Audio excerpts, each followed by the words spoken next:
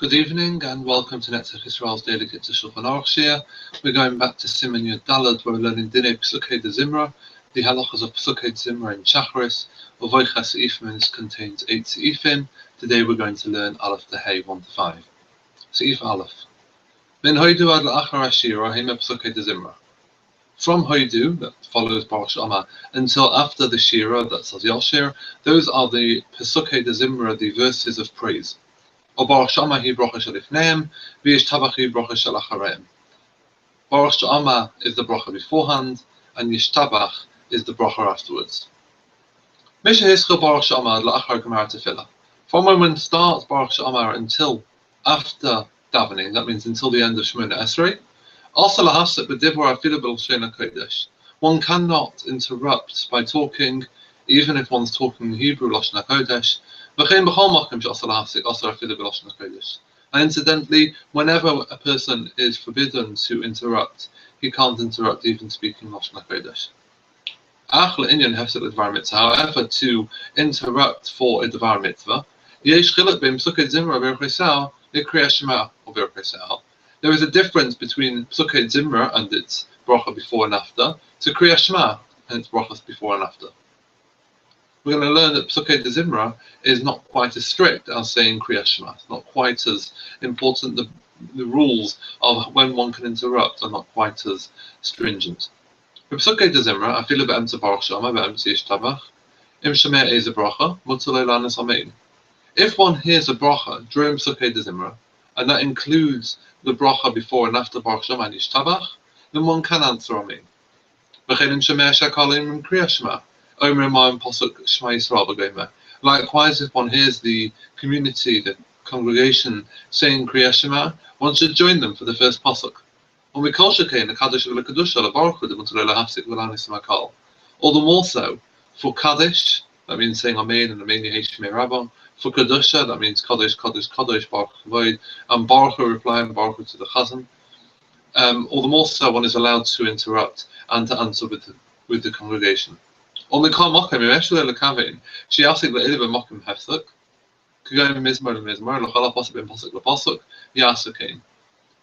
if one can play along and time it so that one is interrupting in between one paragraph and another, for example, in between Ashrei and Hallelujah, or at the very least, between Pesukim, he should do so because that's better than interrupting, obviously, in the middle of a pasuk. One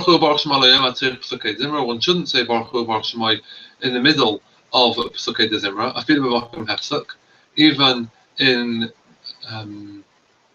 even in a case of a hefsek, because this isn't mentioned in the Gemara. Baruch Hu Baruch Shema is a lovely thing to say when listening to the Berachos HaShachar, for example, but in a place where we're not supposed to talk, one shouldn't say it. There is a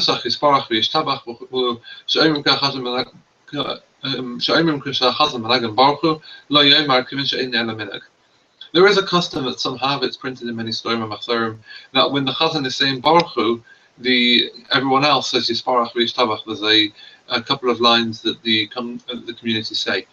Because it's only a minhag, one shouldn't say that during Pesukei Zimra. Likewise, if a person excuses himself and washes his hands, it appears to me that a person should not say the bracha of Ashiyatza, because the person can't say it afterwards. A person can say it after one's Amidah.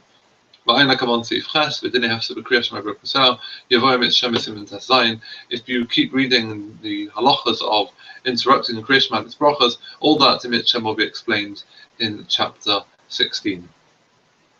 See face. When a person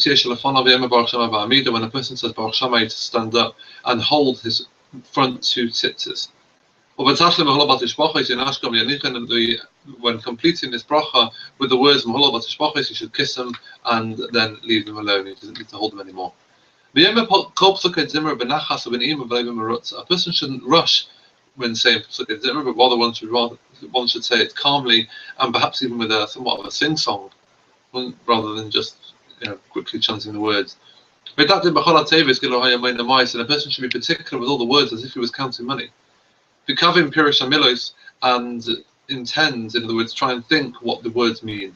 Or Mikolsha came Pasuk Peseches Yidecha, and more so the most important Pasuk in Tehillim, Peseches Yidecha must be Alachol Chayrot Zayin, that Baruch Hu opens his hand and satisfies the desire of every being willingly. Shetarach L'Amrei B'Kavana Gadola, that a person should say this with great intent. Shekavim Pirish Hamilos, that a person should think about the meaning of the words. V'Yispala B'Machshavta Amazonosav Amazonos Kol Yisrael, and a person should daven, at least in thought, in his mind, for his own food and for the food of all Jewish people.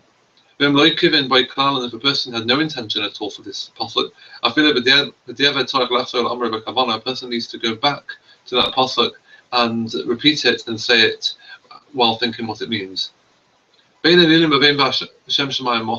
Haidu, there is a gap. One should place a gap. A person should interrupt, pause momentarily between the words Elilin, referring to idols, and between the words V'Hashem Shemayim Asa, and Hashem created the heavens. That the second phrase doesn't look like it's connected back to the first one. Siv Gimel.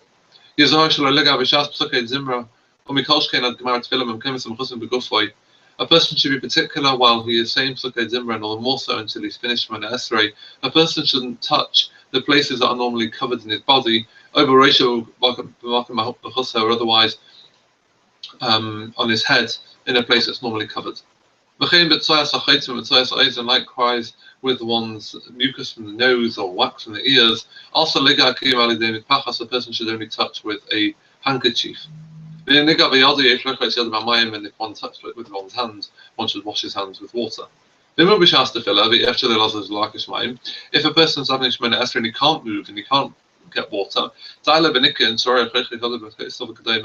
it's enough to wipe one's hands on a rock or wipe it on the wall or something similar to that. The chapter 100, which we say before Ashrei, of Mizmor L'Seder, before you avoid, a person should say it while standing and with joy. Because it's in the place of the carbon toda, which came out of joy that a person had survived something dangerous. Likewise,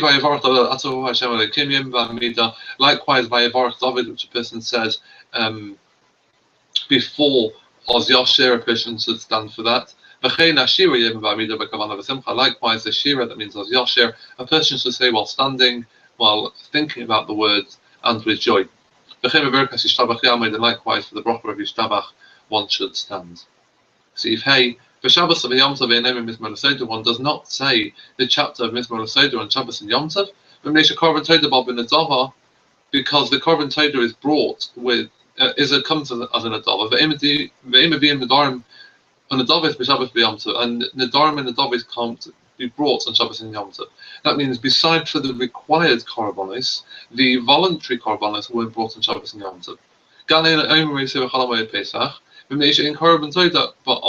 Likewise, a person doesn't say Mizmor L'Seder on Chol HaMoed Pesach because one cannot bring a korban toda then.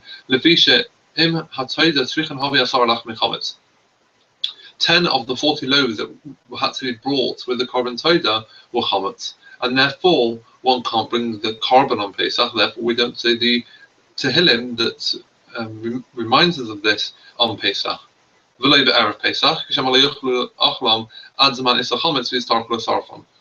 Likewise, we don't say it on Erev Pesach because again the korban wasn't brought on Erev Pesach because there may not have been enough time to eat all this bread. There was a huge quantity of bread until the time of Isser Chametz, and it would therefore necessitate burning this bread, and therefore we avoided bringing the korban then.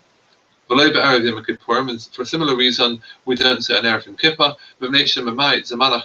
because it shortens the time of being able to eat the bread, and again it was a tremendous amount of bread, or maybe kodshim the day before, and this would mean that many of the kodshim, meaning these 40 loaves, would come to Pasul. They would be unfit, be rendered unfit, and they would have to be destroyed. And because we want to avoid doing that, therefore we don't bring the korban in a time where there's not enough time for him to eat the loaves, and therefore we don't say Mizmor L'Seder on Erev Pesach or Erev Yom Kippur either. Thank you for watching.